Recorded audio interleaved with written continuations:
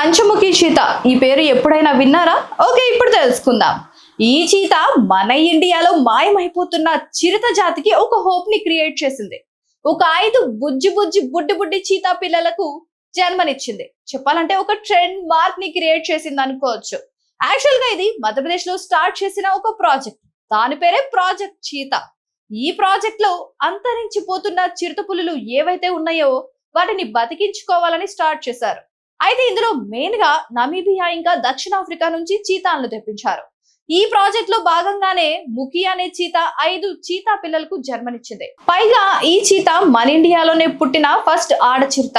ఇంకా దీని ఏజ్ అయితే 33 నెలలు. సో దీంతో మన ఇండియా క్లైమేట్ కి కూడా ఈ చీతాలు అడాప్ట్ అవ్వగలవని తెలుస్తోంది. ఈ విషయాన్ని మధ్యప్రదేశ్ సీఎం మోహన్ యాదవ్ కూడా ఇది మన ఇండియాలో ఒక మంచి మార్పు అని చెప్పారు. అలాగే ఈ చీతాలు హెల్త్ కండిషన్ విషయానికి వస్తే వాటి హెల్త్ ప్రెసెంట్ చాలా బాగుందని చెప్పారు. అలానే వాటికి పుట్టిన పిల్లల హెల్త్ కండిషన్ కూడా చాలా బాగుందని చెప్తున్నారు. ఈ వార్తతో ఇంకా జంతు ప్రేమికులకైతే మంచి గుడ్ న్యూస్ అనే చెప్పుకోవాలి.